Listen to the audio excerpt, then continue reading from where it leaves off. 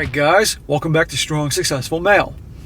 So for today, I'm going to go to this entertaining article titled The Mass Dating Exodus, How Men and Women Are Coping with Not Finding the One. And a big shout out to Alex for sending me this article. And guys, this article is written by a woman, and from the what I've gathered, she's definitely post 30. Okay, she's been around for a while, been around the block. And essentially she's talking about how both men and women, but particularly focusing on women, are leaving the dating scene. Pretty much a mass dating exodus in her words. And she's going to use this whole article to talk about both women in general that she knows, ones she's acquainted with, as well as herself, why they're leaving the dating market. And essentially it's going to boil down to a couple big things, at least with her. Number one, about how guys mistreat them. And two, how so many men nowadays don't measure up. Translation, the giant laundry list of requirements today's man can't meet. And we all know what I'm talking about. The stereotypical sixes. 6 feet tall, 6-figure income, 6-pack, 6 or more inches down south, and the list goes on and on and on. And some of these lists are as long as a CVS receipt. You know what I'm talking about there. And is any wonder that so many gals find themselves alone and say there are no good men out there? And the other part she talks about is obviously the mistreatment from the types of guys that she goes out with, as well as how a lot of gals are mistreated by guys as well. Now, I'm not going to deny for a second there aren't guys out there that are jerks, and these usually fall into the bad boy types. We call them Chad and Tyrone here, but also guys that are in a way like fake nice guys. Guys that pretend to be a certain way but really aren't, the guys that turn into stalkers and that type of thing. But by and large, most guys are good guys, and yet for some reason they don't measure up. So a lot of women are now walking away because of this. And what's funny is a lot of guys I know are done dating. They've been sick of it for years because of all sorts of things, from the gals nowadays having these ridiculous, unrealistic demands. So they figure, what's the point? To the ones acting like, thanks to the feminist movement, more masculine, because guys aren't turned on by masculine women, and you got more and more masculine gals these days. Attitude, the attitude out there, but again, impacted by the feminist movement and building up egos through all the attention of social media and dating apps. You know what I'm talking about there. As well as your typical carousel rider in today's Sodom and Gomorrah 2.0 world. And that's a lot of reasons why guys are leaving. But anyhow, guys, I thought this would be an interesting one because it's from the woman's perspective.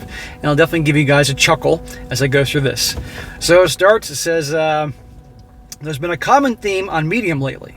People declaring they're not dating anymore. People pointing out that mass numbers of people are leaving the dating scene altogether. There have been rumblings that people are deciding to be single by choice. They're tired of being let down by love, so they're leaving the dating scene. Since they can't control the outcomes of their relationships, they try to control their participation in them. This is usually a response to the feeling of helplessness. How do I know? I've been there. I'm right there with them. She says, I'm a relationship blogger. I rarely deviate from this topic, mostly because it fascinates me. Our entire culture is built up on people pairing off. I grew up in the Catholic Church, which was vastly encouraged to get married and have a family. If my grade school friends' parents got divorced, they were married again with little time in between. I'm intrigued by how race comes into play with dating because I am a BLACK woman. I read studies about pretty privilege and why so many people who don't have it hold contempt for people who do. Pretty privilege? What will they come up with next? Yes, it is true that people that are more generally seen as more physically attractive are treated better. It does happen. I have a client who I worked with over 2021 and beginning of 2022. She lost like 55 pounds over the course of 10 to 12 months. She's one of my clients that actually listened to everything I said, not only working but changed her diet, and she looks fantastic. And she's commented in a not egotistical way how she's been noticing that people treat her different, really, because of that. And she's a pretty gal, right? Just over the years put on weight, but she took charge and got rid of the weight, and she looks great. But she says people treat her different. So there is some truth to this, but putting a label on it and the pretty privilege, it's ridiculous. Anyway, I had to vent there a little bit. She goes on, or she's quoted saying, we all harbor this imaginary promise of a partner. Yet none of us seem to be able to pinpoint the time in our lives where they were given the promise by the world. We assume that there's someone out there for us and are on a quest to find them until we die. Well, where does that idea come from? That there's always someone out there for us. There's that one person out there that can just be perfect for us and the person of our dreams.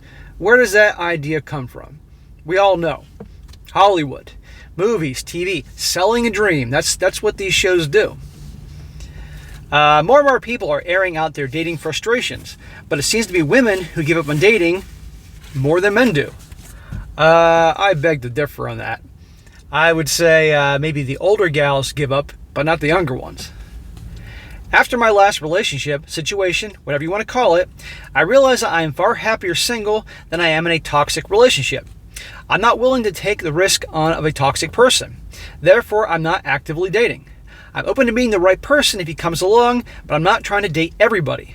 Weighing all options is what got me in trouble in the first place. Okay, I'm not going to say there aren't people that you could put in the category of toxic out there. Sure. Again, back to the bad boys and the Chad and Tyrone types, or the guys pretending to be nice guys, but they're not really. Okay, but after a while, you have to notice a pattern of the type of people you go out with. Not every dude is like that. Most guys are good guys. Now, some people could say SSM. Then on that basis, then you shouldn't say that all gals are like what you talk about in this channel. And I can make the argument saying that actually most gals are like what I talk about in this channel. And I'm sure the majority of the audience here would agree with me in your experience. I've been on this planet long enough, and there's a lot of things contributing to that. However, in terms of percentage of guys, that most guys, in my opinion, are good guys. Nobody's perfect, but they don't fall into the category of toxic this or toxic that. That's the difference. She says, I've left the proverbial dating scene. I'm not on any of the dating apps. I don't purposely date by any other means. I'm just living the nice life I've created for myself, and that's that. Romantic relationships are no longer centric to my existence. Many of the women have found happiness and fulfillment in their lives without a partner. This doesn't mean they're choosing to be perpetually single. It just means they'd rather be single and settle on a man who mistreats them or doesn't measure up. Well, let's talk about the both those things. Let's talk about the not measuring up part first. I think many guys out there watching this that have dated in the last 10 to 15 years has seen and experienced the unrealistic dating expectations that so many gals have nowadays. Okay? Believe me, I've seen it, and it's hilarious. Because you have these gals that, okay, above average looks, things like that, but they think they're entitled to having a dude with the wealth of Jeff Bezos or Elon Musk. They want a top 1% guy that makes a ton of money, tall, jacked. I mean, the list goes on and on. Speaks 2 foreign languages, has a freaking boat. I mean, goes on and on and on. And it's like, okay, you're above average looks, but let's not get carried away here, honey. And until they meet that guy, they're like, and then they complain there's no good men out there. Or perhaps they don't realize that, you know what? Again, you may be above average looks. You know, can be fun to be around, but you are a 9 or a 10, but they think they're 9s and 10s. They're entitled to a certain type of guy. That's what's funny. And also the part about a guy who mistreats them. Well, again, nobody should be mistreated or anything like that, absolutely.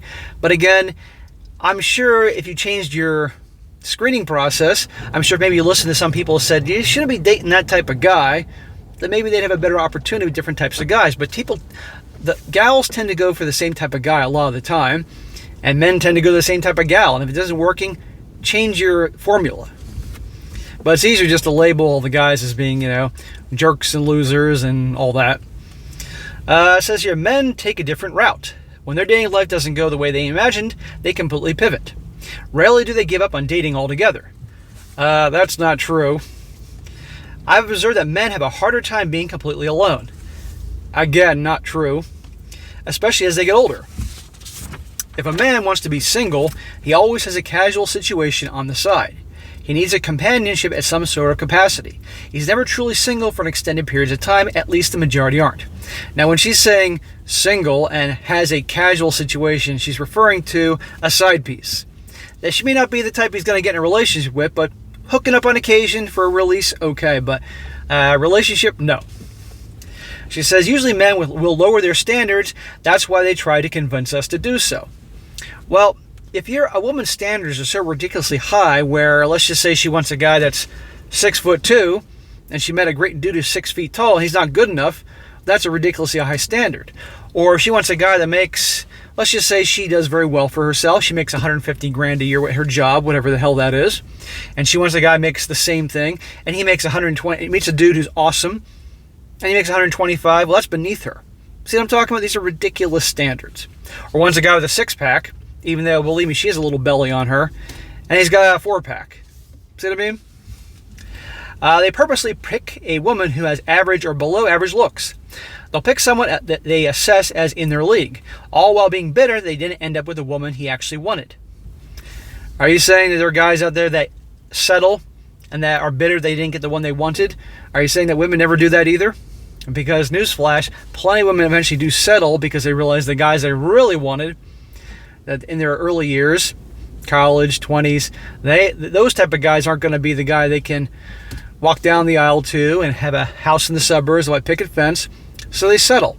And they also are a little bitter they didn't get the guy they wanted. So it goes both ways. The man who doesn't find his person early on will settle with whomever he is choosing, regardless of her looks or accolades. Some do, but not all. Or this man will continue to have flings with no label until he comes across a woman that he wants. She says, still, this man will continue to participate in some sort of semblance of dating. Leaving the dating scene looks different for men and women. Women's physical absence is felt, while men's emotional absence is definitely noticed. We all realize that social expectations might be too high for either sex. Some of us have been hurt too many times to give love another go. Others don't want to disturb their happiness. For me, I've removed situationships and casual dating from my life entirely. If someone is open for a relationship with me, then I'll give it a go. She says, if I stay single because I'm good enough for a casual situation and I'm not girlfriend material, so be it. I'm not so lonely anymore to settle for the next best thing. I don't like the types of men who casually date, and I don't like how I was routinely treated for the 10 years I participated in hookup culture. I'm completely unavailable for that. Wait a second here. She said she was doing the hookup culture for 10 years? That's a whole lot of sausage going around. And she wonders why she couldn't meet a guy that could obviously be relationship material. When it's a hookup culture, that's what it is. It's wham, bam, thank you, man, end of story. Those guys are not relationship material. They're hookups. And that's it. So she's looking in the wrong area. So she's looking for relationship type of guys, not the hookup culture. That's the Chad and Tyrone arena. Chad and Tyrone don't settle down. So if there's bitterness or feeling like there's no hope because based on that, where she was looking, that's got to change your game. Instead of saying pretty much there's no good men out there. I suppose that's what happens with people who go from relationship to relationship only to have them turn sour. That's probably why some divorcees opt to not get married again. They've been there, done that, and it wasn't all that it was cracked up to be. Now that people who started using dating apps at their infancy are now moving into their 30s, we're going to see more and more studies of dating burnout. We will start to see more and more adults prioritizing their singleness. Well, you know what? It is very overrated.